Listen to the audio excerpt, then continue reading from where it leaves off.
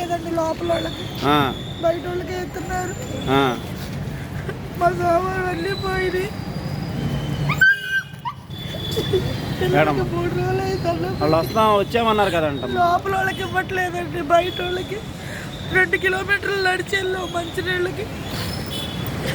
2 కిలోమీటర్లు మంచినీళ్ళ కోసం గాజు బెంకులకు వచ్చేపోయింది.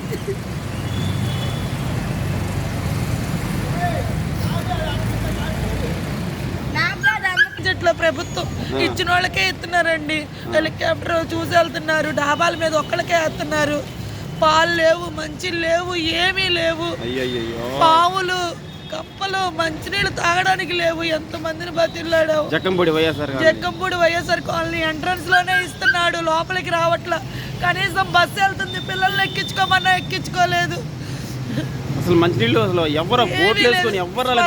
లేదండి. ఇచ్చామంటున్నారు, ఎదరోళ్ళకే ఇస్తున్నారు. 122, 103, 143 ఏమీ లేవు. లోపల బ్లాక్లకి అయితే ఎవరు రాలా, ఏమీ రాలేదండి.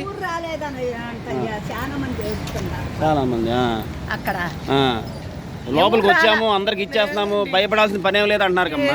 అన్ని అబద్ధాలండి, అన్ని అబద్ధాలు, అన్ని అబద్ధాలు. మైలవరం ఎమ్మెల్యే స్వయంగా వచ్చి మొత్తం పర్యవేక్షించాను. మమ్మల్ని మేము చచ్చిపోయాక వస్తాడు ఆయన, మేము చచ్చిపోయాకే వస్తాడు. మా కడుపు రగిలిపోతుంది. 3 రోజుల నుంచి మాకు తిండి లేవు, మంచి లేవు, టీ లేవు. లేదమ్మా ఆయన చెప్పాడు, మీడియాలో చెప్పాడు. ఒట్టు నా పిల్లల మీద ఒట్టు 143, 122 లోపలికి ఏవీ రాలేదు. అవి అన్ని లక్షల మంది ఉన్నారు మా బ్లాకుల్లో.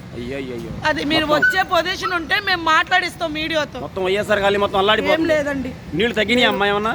కొద్ది తగ్గినాయి కాబట్టే మా అన్నయ్య వచ్చాడండి రావర్పాడు నుంచి. మా బాధ తెలియక ఆయన రావర్పాడు రింగ్ నుంచి వచ్చాడు. ఆయన ఎక్కడ నాగం సత్రం దాకా నడుచుకుంటూ వచ్చాం. 2 పిల్లల్ని వేసుకొని అక్కడ పడవలు తోలే వాళ్ళు ఉన్నారు. కొద్దిగా అడిగినా ఇవ్వలేదు. మీరు స్వయంగా వచ్చి మీ చెల్లెల్ని తీసుకెళ్తున్నారా? మరి వాళ్ళు ఏమన్నారంటే మేము వచ్చాము, కాలనీ మొత్తం ఇచ్చాము, భయపడాల్సిన పనేం లేదు. లేదండి, వసంత కృష్ణ సార్ స్వయంగా ప్రెస్ మీట్ పెట్టి చెప్పాడు.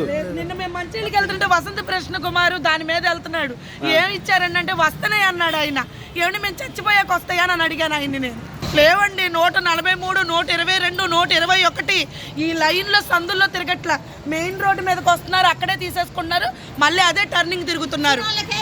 అది ఇచ్చిన వాళ్ళకే ఇస్తున్నారు. అంతేగాని లోపలికి అందరికైతే దగ్గరుండి ఎవరికి ఇవ్వట్లేదు. అందరికీ వాళ్ళ ఆరోగ్య పరిస్థితి ఎలా ఉంది ఏంటి? లేదండి, ఏం లేదు.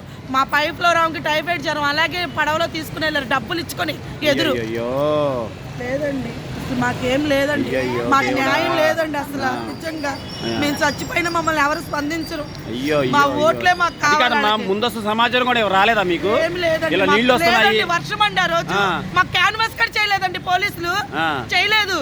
మేము కనీసం ఫ్రిడ్జ్, వాషింగ్ మిషన్ అన్ని తేలుతున్నాయి మా నీళ్ళలో. అన్ని మా బంగారం కూడా కిందే పడిపోయిందండి. ఏమీ లేదు, డబ్బులు మేము అడుక్కొని తినాలి ఇప్పుడు ఎవరినైనా. ముందస్తు సమాచారం అమ్మా ఖాళీ చేయండి, ఇలా పెద్ద వరద వస్తుంది అని చెప్పి సమాచారం కూడా ఏం లేదు. అసలు నీళ్లు వస్తున్న విషయం కూడా మీకు తెలియదు.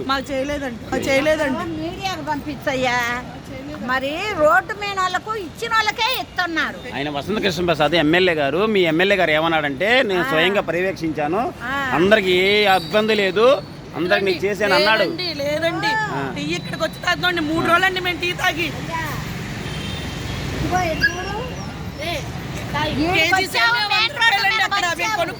పాల ప్యాకెట్లు, వాటర్ ప్యాకెట్ దొరకట్లేదా? అసలు మంచి నీళ్ళు లేవండి. ఆ నీళ్లు కాసుకుని తాగాము.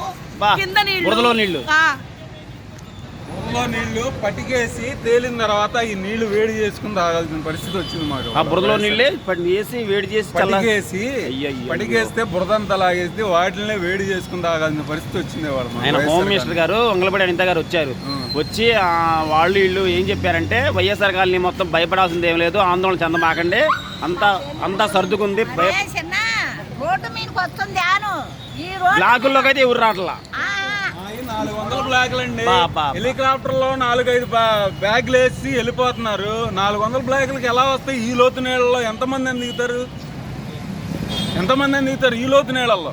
ఏమిటికయ్యా, నా వల్ల కాదంటే పోద్ది, కానీ నేను అందరికి చదివినానంటే ఏమన్నా సుఖమేనా?